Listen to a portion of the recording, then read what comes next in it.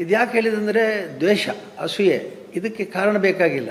ಕೇವಲ ಅವರು ಎಷ್ಟು ಒಳ್ಳೆಯ ಕೆಲಸ ಮಾಡಿ ಹೆಸರು ತಗೊಳ್ತಾರಲ್ಲ, ಧರ್ಮಸ್ಥಳ ದೇವಸ್ಥಾನದ ಮೂಲಕ ಅವ್ರು ತಗೊಳ್ಳೋದು, ಅಲ್ಲಿ ದುಡ್ಡು ಅಲ್ವಾ ಅಂತ. ಹೌದು, ಕ್ಷೇತ್ರದ ಸಾನ್ನಿಧ್ಯ, ಕ್ಷೇತ್ರದ ಸ್ಥಾನಮಾನಗಳು, ಕ್ಷೇತ್ರದ ಸಂಪತ್ತು, ಇವುಗಳನ್ನು ಹೇಗೆ ಬಳಸ್ತೇವೆ ಅನ್ನೋದರ ಮೇಲೆ ಅದರ ಪರಿಣಾಮ ಇದೆ ಅಲ್ಲದೆ ಸಂಪತ್ತಿನ ಮೇಲೆ ಅಲ್ಲ. ಹಾಗಾಗಿ ನಾವು ಅದನ್ನು ಇದೀಗ ನಿಮಗೆ ಇಲ್ಲಿ ಇದ್ದವರಿಗೆಲ್ಲ ಗೊತ್ತಿದೆ ಏನಾಗಿದೆ ಹಿಂದೆ ಅಂಥೇಳಿ. ಈ ವಿಷಯ ಈಗ ತೆಗೆದುಕೊಂಡು ಅವರು ಮಾತಾಡುವಂಥ ವಿಷಯಗಳು ನಮಗೆ ಸಂಬಂಧ ಇಲ್ಲ. ಈಗ ತನಿಖೆ ಮಾಡಲಿಕ್ಕೆ ಫಸ್ಟ್ ಗೌರ್ಮೆಂಟಿಗೆ, ಹೋಮ್ ಡಿಪಾರ್ಟ್ಮೆಂಟಿಗೆ ಬರೆದದ್ದೇ ನಾನು, CBIಗೆ ಒಪ್ಪಿಸಿ ಅಂತೇಳಿ ಮುಖ್ಯಮಂತ್ರಿ ಹೇಳಿದ್ದೆ ನಾನು. ಈಗ ಅವ್ರು ಏನು ಪರಿಣಾಮ ಕೊಟ್ಟರು, ನಮ್ಮ ಸಂಬಂಧ ಏನಿಲ್ಲ ಅದಕ್ಕೆ. ಅವ್ರು ಏನು ಬೇಕಾದ್ರೆ ಏನು ತನಿಖೆ ಮಾಡಲಿ, ಇನ್ನಷ್ಟು ಮುಂದುವರಿಸಲಿ ತನಿಖೆ, ಇನ್ನಷ್ಟು ತನಿಖೆ ಮುಂದುವರಿಸಲಿ, ಇನ್ನಷ್ಟು ಬೇಕಾದರೆ ಬೇರೆ ಬೇರೆ ದಾರಿ ಸಂಶೋಧನೆ ಮಾಡಲಿ, ನಮಗೇನು ತೊಂದರೆ ಇಲ್ಲ. ಕ್ಷೇತ್ರದ ಹೆಸರು ಯಾಕೆ ಕಳೀತಾರೆ ಅಂತ ನಮ್ಗೆ ಗೊತ್ತಿಲ್ಲ. ಆದರೆ ಇದ್ರ ಹಿಂದೆ ಯಾವುದೋ ಒಂದು ಅಮಾಯಕ ಹುಡುಗಿಯ ಸಾವಿನ ವಿಷಯ ಇಲ್ಲ, ಕ್ಷೇತ್ರವನ್ನು ಹೇಗಾದರೂ ಮಾಡಿ ಮೈಲೆ ಮಾಡಬೇಕು, ಮಲಿನತೆ ಮಾಡಬೇಕು ಅನ್ನುವಂಥದ್ದು ಖಂಡಿತ ಇದರಲ್ಲಿ ಕಾಣ್ತದೆ. ಹಾಗಾಗಿ ನಮಗೆ ಯಾವುದಕ್ಕೆ ಭಯ ಇಲ್ಲ, ನನಗೆ ಯಾವ ರೀತಿಯಲ್ಲಿ ಭಯ ಇಲ್ಲ, ಸಂಕೋಚ ಇಲ್ಲ, ನನಗೆ ಸಂದೇಹ ಇಲ್ಲ. ಯಾಕೆಂದ್ರೆ ನಾನು ಹೇಗಿದ್ದೇನೆ ಹಾಗೆ ಇದ್ದೇನೆ, ನಿರ್ಮಲವಾಗಿದ್ದೇನೆ.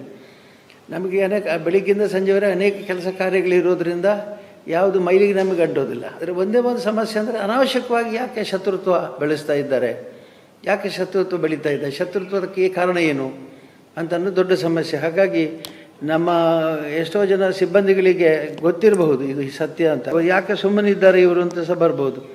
ಹಾಗೆ ಸುಮ್ಮನೀರು, ಯಾಕಂದರೆ ಸಂಭಾಷಣೆ ಸ್ಟಾರ್ಟ್ ಆಗಬಾರ್ದು ಅಂತ. ಸಂಭಾಷಣೆ ನಾವು ಹಾಗೆ ಮಾಡಲಿ, ನೀವು ಅಲ್ಲಿ ಯಾಕೆ ಹೋದ್ರಿ, ಯಾಕೆ ಹೀಗೆ ಒಂದು ಸಂಭಾಷಣೆ ಪ್ರಾರಂಭ ಆಗಬಾರ್ದು ಅಂತ ಅಷ್ಟೇ. ಮತ್ತು ಇವತ್ತೊಂದು 5-6 ಜನ ಬಂದು ಕಣ್ಣೀರು ಹಾಕಿ ಹೋದರು, 5 ಜನ ಕಣ್ಣೀರು ಹಾಕಿ ಹೋದ್ರು. ಈಗಲೇ ಬಂದು ಒಬ್ಬರು ಕಣ್ಣೀರು ಹಾಕಿ ಹೋದ್ರು, ಏನು ಹೀಗಾಗ್ತದೆ ನಿಮಗೆ, ಹೀಗೆ ಅಂದರೆ ಏನು, ನಾವು ಹೇಗೆ ತಡ್ಕೊಳ್ಳೋದು ಅಂತ ಹೇಳಿ.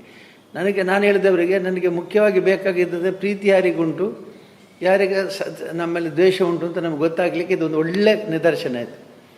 ಪ್ರೀತಿ ಮಾಡುವವರು ಕೂಡ ಬಂದು ಎದುರು ಹೇಳಲಿಕ್ಕಾಗೋದಿಲ್ಲ. ಈಗ ನಮ್ಮ ಮಂಜುನಾಥರಿಗಾಗಲಿ ಅಥವಾ ನಮಗೆ ಬೇರೆಯವರಿಗೆ ನಿಮಗೆಲ್ಲ ಬಂದು ಹೇಳಿ, ಸ್ವಾಮಿ ನಾವು ನಿಮ್ಮ ಬಗ್ಗೆ ತುಂಬ ಗೌರವ ಇದೆ, ಪ್ರೀತಿ ಇದೆ ಅಂತ ಹೇಳಲಿಕ್ಕಾಗೋದಿಲ್ಲ.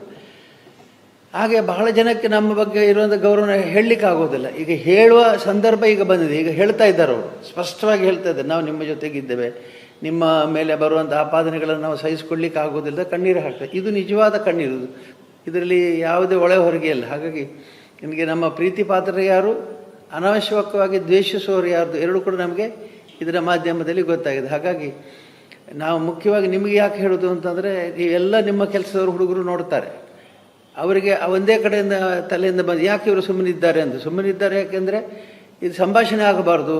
ಈಗ ಯಾಕೆ ಒಬ್ಬ ಇದು ಮಾಡ್ತಾನೆ, ದೊಡ್ಡವರು ಬಂದು ನಿಲ್ತಾನೆ ಅಂತಂದರೆ, ನನ್ನ ಮೇಲೆ ನಿಮಗೆ ಧೈರ್ಯದ ನನ್ನ ಮೇಲೆ ದ್ವೇಷ ಮಾಡಿ, ನಮ್ಮ ಮೇಲೆ ಏನಾದರೂ ಹೋರಾಟ ಮಾಡಿ ಅಂತ. ಆಗ ಪ್ರಚಾರ ಅವರಿಗೆ ಸಿಗೋದು, ನಮಗಲ್ಲ. ನಮಗೆ ಪ್ರಚಾರ ಸಿಗೋದು, ಹೋದ್ರು ಪಡಪ ಬ್ರಹ್ಮಾಸ್ತ್ರ ಬಿಟ್ಟರು ಗುಬ್ಬಿಗೆ ಅಂತೇಳಿ.